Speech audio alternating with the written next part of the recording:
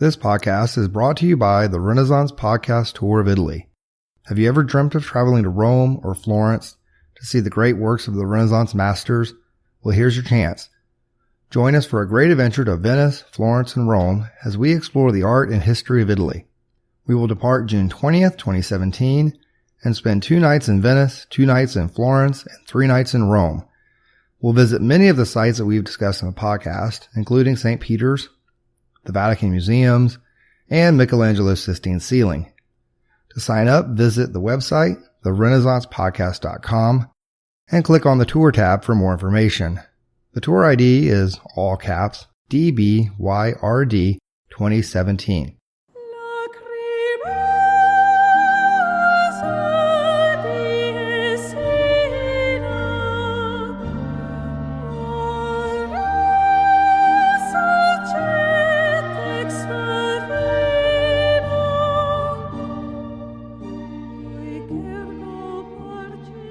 Hello and welcome to the Renaissance, Episode 20, The Sistine Ceiling.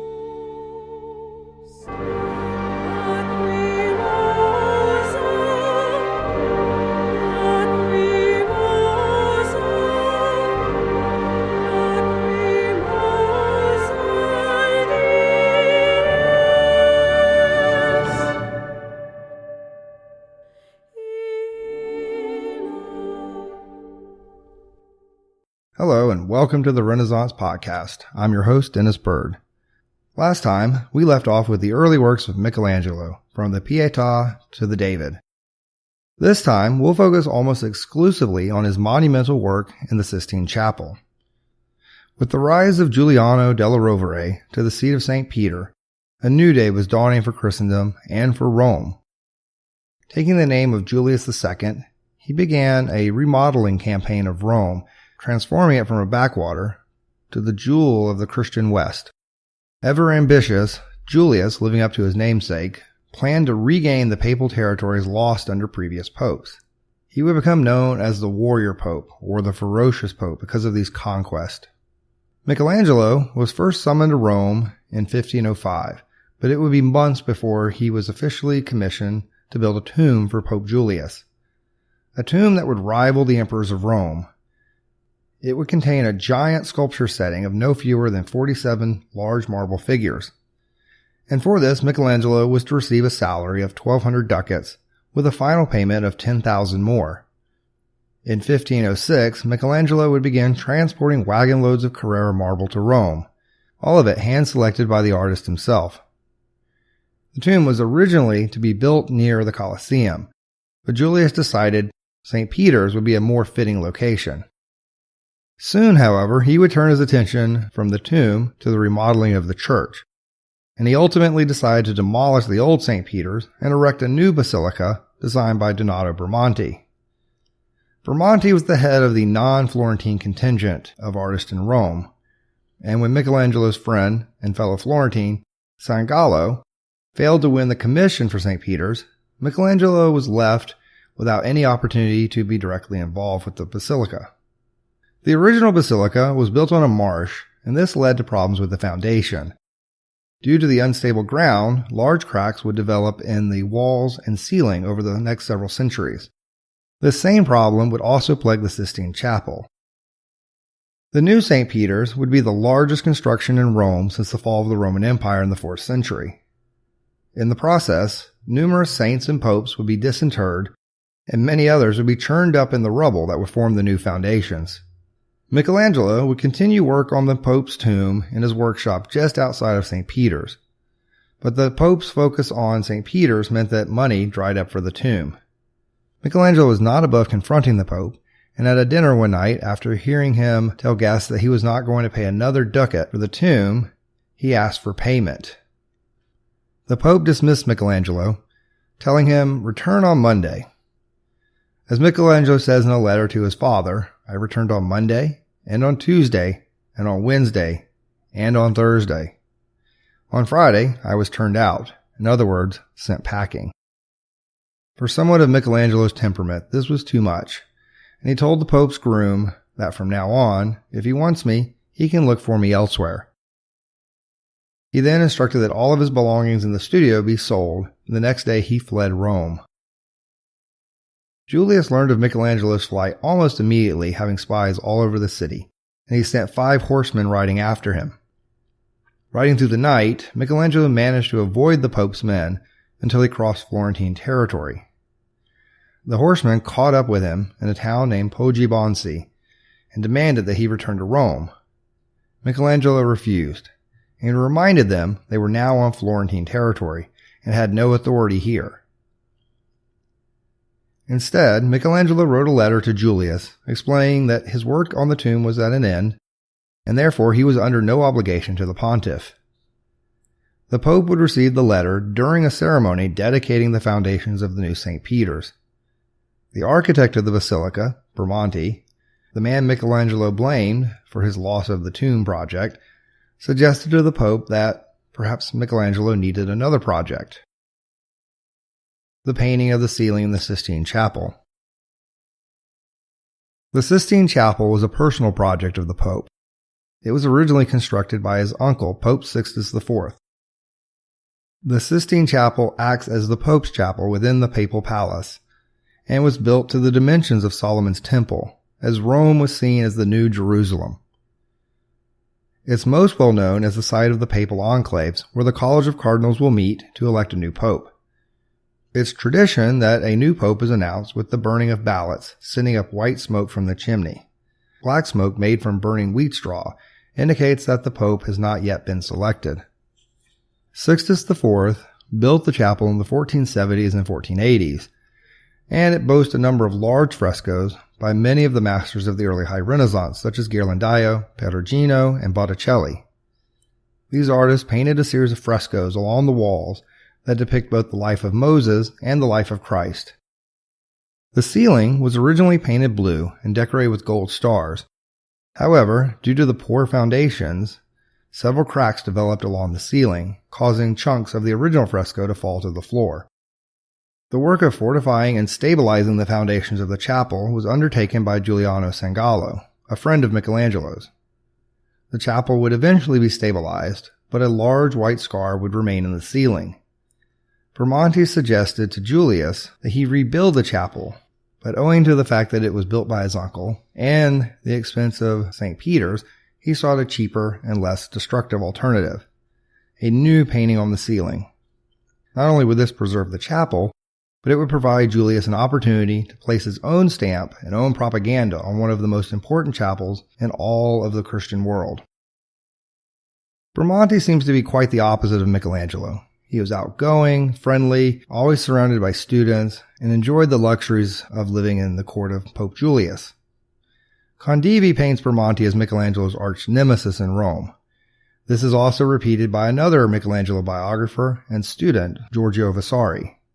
Vasari even relates Michelangelo's accusation that Bramante wished to have him killed. I think we can be fairly confident this is a fantasy of Michelangelo's. Though there's no love lost between the two, it's highly unlikely that Bramante would have attempted to have Michelangelo killed. It is possible, however, that Bramante suggested Michelangelo for the project because he thought he would fail. Being that Michelangelo was a sculptor and not a painter, the other option is Michelangelo would refuse the Pope's request, creating animosity between the two. The art of fresco requires a great deal of technical skill and experience, something that Michelangelo did not have. A single wrong move could jeopardize the entire painting.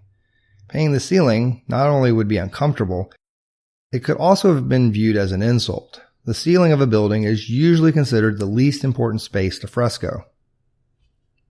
Often artists would paint it in a single flat color, as we see in the original painting of the ceiling. It does seem that Bramante thought Michelangelo was not up to the task. In a conversation recorded by a mason working in the chapel, Bramante informs the Pope of all the failings of Michelangelo, despite his training with Ghirlandaio. He points specifically to the failed fresco of the Battle of Cascina in the Palazzo Signoria. Rather than wishing to sabotage Michelangelo, it seems that Bramante is arguing Michelangelo would be of better use as a sculptor and not a painter. Julius failed to listen to Bramante's advice, and he sought to force Michelangelo to complete the task. The legendary temper of the Pope often governed his actions, and he would not tolerate Michelangelo's disobedience. Julius then sent San Gallo to convince Michelangelo to return, but the artist continually refused, and he even suggested that he complete the tomb in Florence and have the statue shipped to Rome. In Florence, he had a large and spacious studio, and he was free of the meddling of the Pope. When this fails, Julius then writes the Signoria, trying to convince them to force Michelangelo to return to Rome. Soderini, fearing war with the Pope, pleaded with Michelangelo to return. Still, the artist refused. Shortly after this, Julius shocked the world when he announced he would lead an army into the field against Perugia and Bologna. This war would keep the Pope preoccupied over the next several months, too preoccupied to focus on Michelangelo. Near the end of the summer of 1506, a meeting was arranged between Michelangelo and Julius by their mutual ally, Cardinal Alidossi. Alidossi guaranteed Michelangelo's safety, and in return assured the Pope that the artist wished to be forgiven for his actions. Michelangelo would meet Julius in November of that same year. In Bologna, he would fall to his knees and beg the Pope's forgiveness. And with that, he would be back in Julius's good graces. He attempted to refuse another work by the Pope, a bronze statue of Julius to be placed in Bologna as a sign of his conquest. However, after the incident over the ceiling, Michelangelo did not refuse for long and soon began work on the bronze. Despite being a sculptor, bronze was not his preferred medium. He had very little experience with it. As with fresco, it requires a lot of technical knowledge and experience. I discuss all the details of this in episode 3 on Brunelleschi and Ghiberti. The problem with bronze is that any error or blemish would ruin the casting, and the artist would have to start from scratch, because all of the details are carved in wax. And this wax is lost during the firing process when the mold is made. The bronze would be poured in, filling the space left by the wax. Often, the sculptor only had one chance with the bronze, otherwise he'd have to scrap the entire project and start over. Michelangelo took on the project, and for the next year, he would work in a dingy workshop in Bologna to complete the work.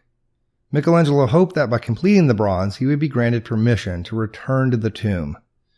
In February 1508, the statue was placed above the door of the church, and Michelangelo was allowed to return to Florence.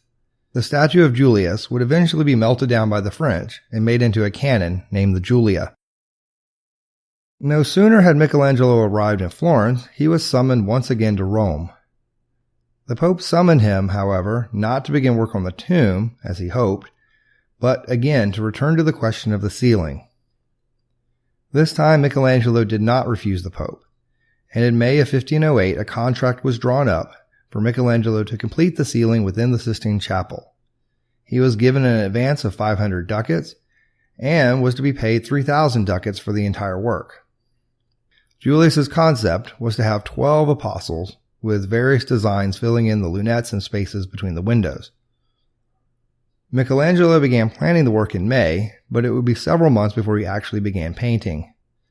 Fresco, which means fresh, is a medium where the artist paints directly into wet plaster. It's a difficult medium and does require extensive planning. First, the artist must sketch out a full-size cartoon or drawing of the image, and then small holes will be pierced along the drawing where charcoal dust could be allowed to fall through onto the plaster, giving the artist a guide to begin his painting. Alternatively, the artist might incise into the plaster by tracing over the drawing, which would leave a little indentation in the plaster for the artist to follow. The frescoist must work quickly. Once the surface is prepared, usually by trained plasterers, the artist only had a day to work each section. This layer is known as the giornata, Italian for day. Once the plaster was dry, the pigment was sealed and chemically bonded within the plaster, creating a tough and durable surface. The drawback to this is that correction is extremely difficult.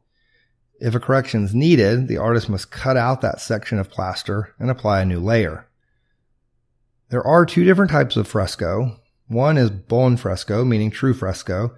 The other is secco, where paint is applied over dried plaster using some sort of binder such as egg tempera or oil. Buon fresco is the more durable style. as the pigment is actually bonded and becomes part of the wall. Secco tends to have problems with mold building up between the paint films, as well as the top layers flaking off the plaster over time. After extensive restoration of the ceiling, we know that Michelangelo preferred bone fresco, probably because of its durability. Before Michelangelo could begin applying fresh plaster to the ceiling, the old plaster had to be removed. This would require building a scaffolding that would reach to the top of the ceiling. This same scaffolding would be used to paint the ceiling as well. Due to the fact that the chapel was still being used for Mass, it would be impossible to use traditional ground supports for the scaffolding because they would block the aisles of the chapel. Bramante suggested that the scaffolding hang from the ceiling, but this would leave holes in Michelangelo's painting. Michelangelo found this unacceptable and complained to the Pope, who eventually relented. He would hire his friend and architect Piero Rosselli to create an ingenious scaffolding that would solve all of these problems. The scaffold that Michelangelo and Rosselli came up with used a series of arches that looked like footbridges and would allow the workers to span the entire ceiling while leaving the floor clear for Mass. The scaffolding would be anchored into the walls to provide security. It allowed for the removal of the old ceiling as well as painting Michelangelo's design. Despite leaving space for the Mass below, conflicts often arose because of the noise of the workers above, and occasionally a bit of paint or plaster would fall on a cardinal or bishop during Mass. In order to lay down the giornata, a layer called the intonaco would have to be applied and allowed to dry before work could begin. Rosselli and his men would apply this during the spring and allow it to cure over the hot Roman summer. The intonaco would have to be completely dry before Michelangelo could begin his work. Otherwise, he would need to postpone it for another year, since any moisture underneath the giornata could lead to mold. Julius's original design called for 12 apostles, and it appears Michelangelo began working out this scheme. Soon he came to feel that it was not grand enough for the chapel or for his talents. He then began making preparatory drawings for a new design based on the book of Genesis that would include 343 figures. The artist presented the design to Julius, who initially viewed it as another act of disobedience. Michelangelo's drawings must have had their desired effect, however, because Julius not only agreed to the new idea, he gave Michelangelo full artistic freedom. It is likely that he assigned Cardinal Giles of Viterbo to oversee the theological elements of the work. However, we have very little record of any conflict between the two, so we may assume that Michelangelo's knowledge of the Bible was sufficient enough to avoid any major theological issues. The design of the ceiling contains 9 scenes from the book of Genesis in the central panels. These illustrate the creation narrative to the fall of man to the final story of Noah. The entire series is meant to show man's need for salvation, and therefore link it to the images of Christ's life and ministry painted along the walls by Ghirlandaio, Botticelli, and Perugino.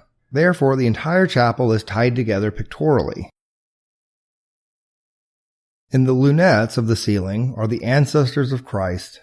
The spandrels contain specific Bible stories such as David and Goliath, and 8 more groupings of unidentified figures.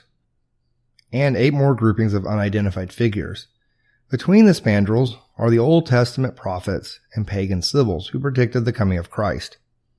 Michelangelo hired a team of fresco painters from Florence to assist him. They were led by his old friend Francesco Granacci, and Granacci would initially act as a manager for Michelangelo, hiring and firing frescoists, ordering pigments, and many of the mundane tasks that would compete for Michelangelo's time. From the outset, Michelangelo brought in some of the best students from Ghirlandaio's workshop. Due to his suspicious nature, however, none of them could rival Michelangelo's creativity, and even Granacci was somewhat of a lackluster artist. What they did bring to the table was their knowledge of fresco, something which Michelangelo did not have. All of these men were initially hired on a short-term basis, with the intent that their contracts would end once Michelangelo was confident in fresco.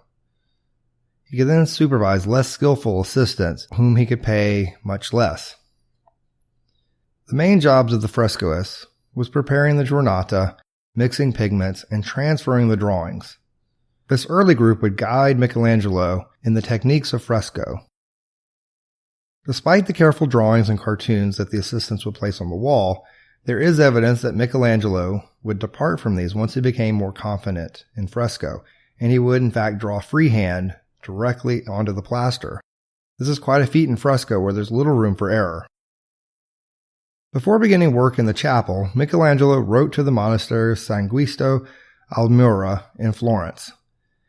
These monks had a reputation for making fine pigments and even mixing paints for the artists of Florence, like Leonardo. Michelangelo made arrangements with the monastery, and Granacci would handle the delivery. The pigments would usually arrive in a finely ground powder, except for vermilion, a bright red, which was better transported as a clump and then ground as artists needed it. The assistants would then mix these colors with water for Michelangelo's use. No other binder was needed, such as oil, because the plaster would act as the binder, sealing the pigment to the wall. Working in reverse order, Michelangelo started with the panel of Noah and the flood near the entrance. This would provide an inconspicuous place to begin, as Michelangelo built up his confidence in fresco. Almost immediately, Michelangelo ran into trouble. The intonaco was not sufficiently dried, and allowed moisture and mold to build between the layers of plaster, distorting his paint colors and leaving a film over the image. There was also moisture seeping into the walls from the foundation. After months of preparation and weeks of work, Michelangelo would be forced to scrape the entire panel down and begin again. The wall and ceiling would be sealed with the help of San Gallo, and Michelangelo was able to begin, this time with more success. Working on the ceiling was an uncomfortable position. Though Michelangelo didn't paint on his back, he did paint standing up with his head back looking at the ceiling. This nonetheless made for miserable working conditions. Having more success with Noah and the flood, he would then move to the scenes of the upper walls and Christ's family. He was able to paint these images much more quickly than Noah and the flood, partly because he didn't have to crane his neck and could work in a much more comfortable position. Also, the plaster was better prepared, and he was able to finish this section in a matter of days. He would continue in this fashion for much of the project, completing the ceiling panel, and then the corresponding registers and lunettes on the wall. The theme of Jesus' genealogy, which runs along the upper wall, links Jesus through Joseph and Mary to the house of David, and helps to illustrate that he is fulfilling the prophecy that the Messiah would come from the house of David. Throughout the piece, there's a series of male figures known as ignudi. This is the Italian for nude. There are 20 male figures that support 5 of the narrative panels in the ceiling. They are all seated and form a border between the main registers. These ignudi allowed Michelangelo to fully display the muscular nudes he's so known for. They writhe and twist in ways that are reminiscent of his muscular statues. It's believed they represent angels, and that Michelangelo departed from the usual depiction with wings for these figures. 2 of the ignudi, underneath the sacrifice of Noah, are inspired by the Hellenistic statue of Laocoon. These writhing figures were a perfect source of inspiration for Michelangelo, and he was intimately familiar with the work. When it was first discovered, Pope Julius summoned him to determine its authenticity and oversee the excavation. Michelangelo's ignudi provide us with some of the best examples of his understanding of anatomy. Next we come to the prophets. Michelangelo chose to include 7 Old Testament prophets on the ceiling. They are Isaiah, Jeremiah, Ezekiel, Daniel, Joel, Zechariah, and Jonah. Zechariah is placed above the door where the Pope is carried in during Palm Sunday. It was Zechariah who prophesied that the King of Israel would enter Jerusalem humble and riding a donkey. On the Sunday before his crucifixion, Jesus would ride into Jerusalem riding a donkey and thus fulfilling the prophecy. This is reenacted when the Pope is brought in on Palm Sunday before Mass. Below Zechariah are the oak leaves of the Rovere clan, the Pope's own coat of arms. Michelangelo would go one step further and use the face of Julius as the model for Zechariah. The symbolism in Michelangelo's decision is clear. He is linking the office of the Pope with Jesus, and thus the Pope is Christ's representative on earth. Above the altar, we see the figure of Jonah, who prefigures Jesus. Jonah was reluctant to follow God's commands, and he was swallowed by a whale. He remained in the belly of the whale for 3 days, just as Jesus remained in the tomb for 3 days. Jonah was eventually spewed back onto dry land, and then ready to follow God's will. In addition to the prophets, we see some of Michelangelo's most interesting figures, the pagan Sibyls, who predicted the birth of Christ. Though not biblical figures, these female prophets were seen as preparing the way for the pagan world to accept Christ, just as the Hebrew prophets prepared the Jews. Finding pagan links to Christianity was popular during the Renaissance and late Middle Ages. Virgil quotes the Cumean Sibyl of Rome, who says that a new progeny of heaven would bring a golden age to Rome. Classicists in the Renaissance interpreted this as referring to the coming of Christ. Michelangelo painted his female Sibyls as powerful and muscular. The Oracle of Delphi and the Libyan Sibyl are great examples of these powerful figures. Despite having feminine facial features, their bodies are actually quite masculine. In fact, it's believed that Michelangelo used his younger male assistants as models for these figures. We do, in fact, have a drawing of the Libyan Sibyl that confirms the model was male. The Cumean Sibyl is interesting because she's portrayed as an old crone. However, she has a very strong muscular torso and broad shoulders and strong bulging muscles in her legs and arms. It's said that Michelangelo never worked from the female nude, and some have interpreted this as evidence of his homosexuality. Others have suggested that it points in the opposite direction, that the female nude represented temptation.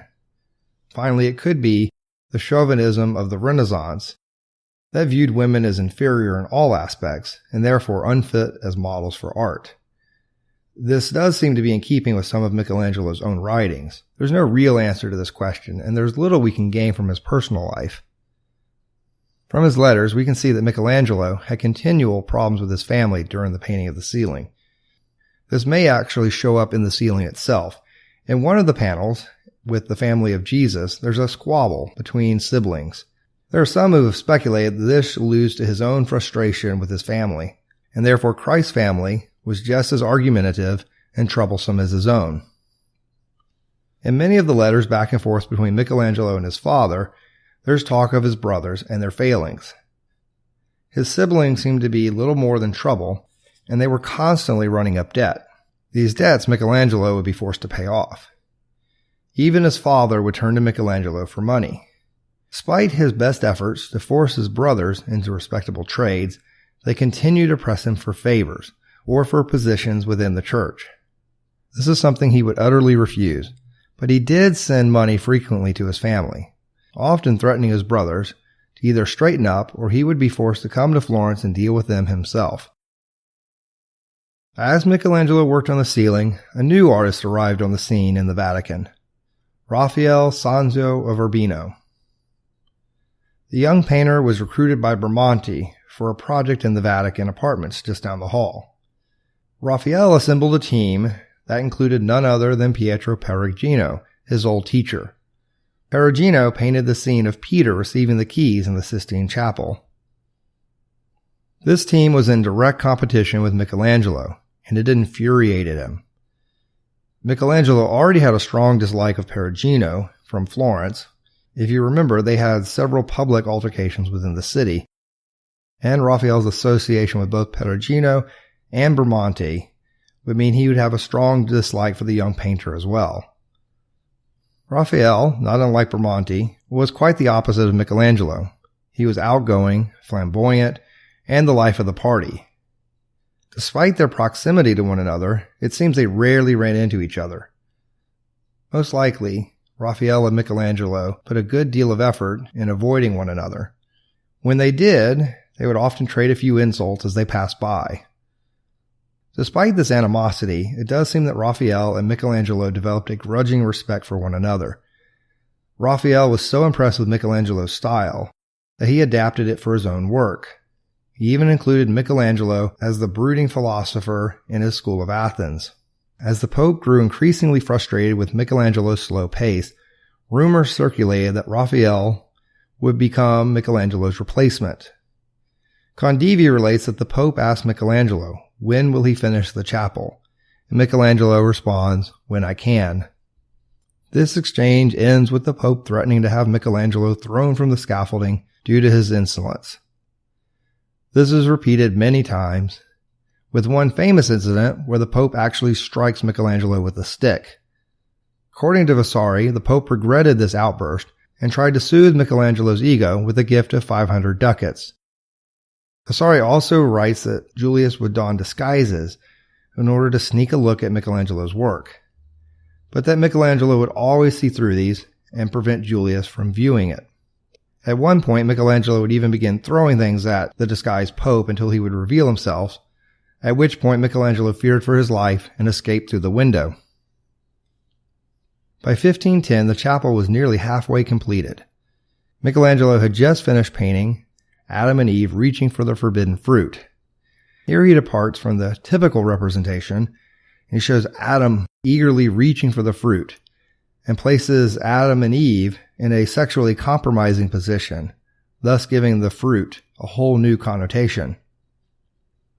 Typically, Eve is shown handing the fruit to Adam, which is how it's written in the Bible. But here, Adam reaches for the fruit, making him just as guilty as Eve. Thus, he's saying both men and women are responsible for original sin.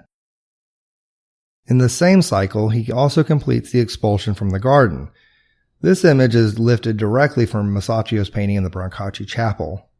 And rather than being seen as plagiarism, it's seen as a way to honor Masaccio. At this stage, Michelangelo was ordered to drop the canvas that hid the painting from view and remove the scaffolding so that it may be visible to the public. Michelangelo disliked showing his work unfinished, but he complied with the Pope's order. We can't be clear about the Pope's motives for revealing the ceiling, but this happened just prior to his leading an army against the Duke of Ferrara. The war started out well for the papal forces, but the distraction of war meant Michelangelo would go unpaid once again. He would receive news that his brother, Buonarroti, was ill, and he would leave Rome for Florence. Upon his brother's recovery, he would soon head out to meet the Pope in Bologna. Here he found the Pope ill, with a fever and seemingly near death. But Julius was a defiant patient, and continued to eat foods banned by the doctors and expel his physicians from his bedside. In all likelihood, all of this saved his life, given the medical treatments of the day, which involved drinking gold or mercury and bleeding. Despite Julius's illness, Michelangelo was able to return to Rome with a partial payment for the ceiling, but he refused to continue working until the remaining 500 ducats were paid. The time away from the ceiling allowed Michelangelo to prepare for the second half, which would focus on the creation narrative. It's here that we see Michelangelo's style change. Except for the prophets and the Sibyls, the narrative scenes were comparatively small. Michelangelo decided to boldly change his design and create large figures for Adam and God. Perhaps after seeing the first half of the ceiling from ground level, he was less than satisfied. The second half contains his most iconic images, and these are the most prominent panels above the altar. Just as Michelangelo began reassembling the scaffolding in 1511, the Pope falls ill once more. The death of the Pope would likely mean a French Pope, and Michelangelo's loss of the commission for both the tomb and the ceiling. By October, however, the Pope recovered, Michelangelo was paid, and work began once again.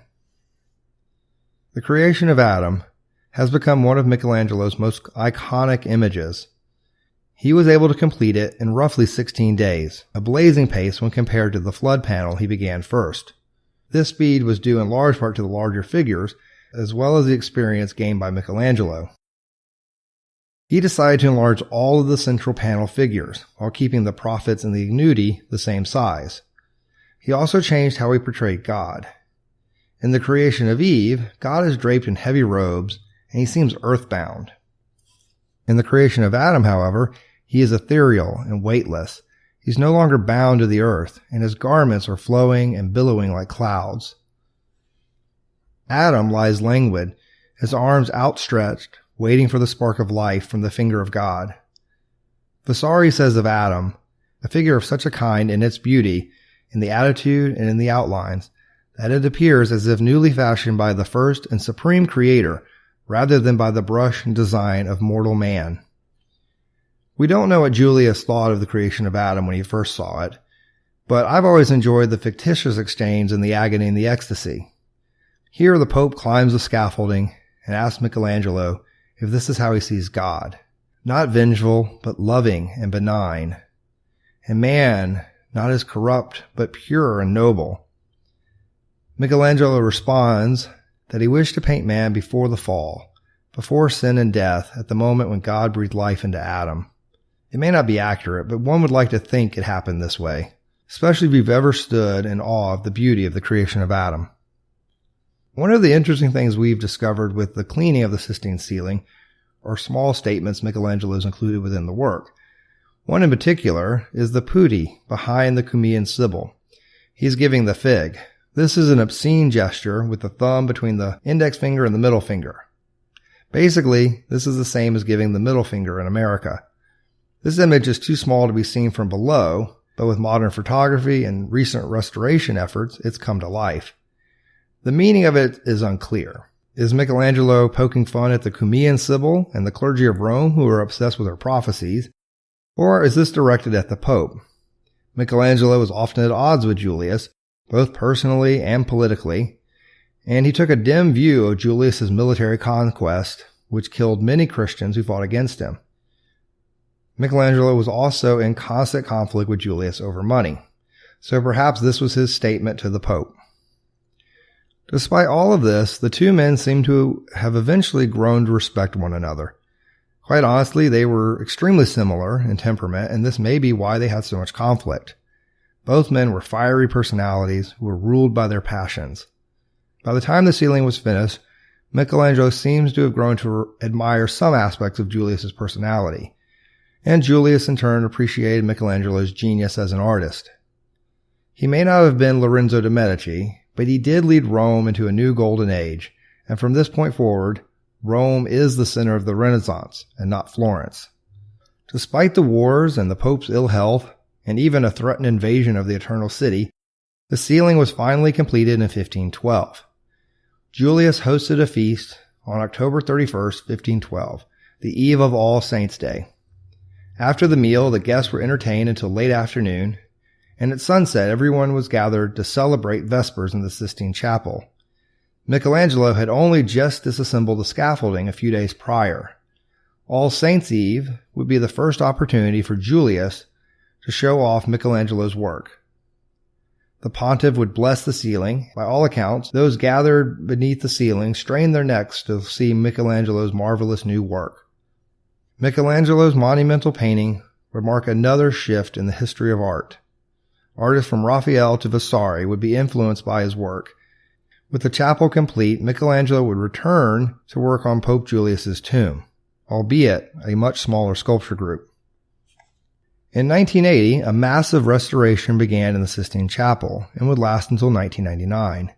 The ceiling had become cloudy with centuries of smoke and soot. What the restorations revealed were brightly painted frescoes that seemed to counter our image of the brown earth-tone figures we've become accustomed to. There were criticisms that the restorers removed too much. They removed the final glazes Michelangelo painted, secco, but through careful research, many experts believe he did not use secco at all and relied exclusively on bone fresco. Even in the works of Vasari and Condivi, they seem to stress Michelangelo's preference for bone fresco. The evidence leads us to the conclusion that the Sistine ceiling was in fact brightly colored when it was first viewed in 1512. If you'd like to learn more about the ceiling and Michelangelo, I highly recommend Ross King's book, The Pope's Ceiling, as well as the biographies by Vasari and Condivi. Join me next time as we explore the career and the work of Michelangelo's main rival, Donato Bramante.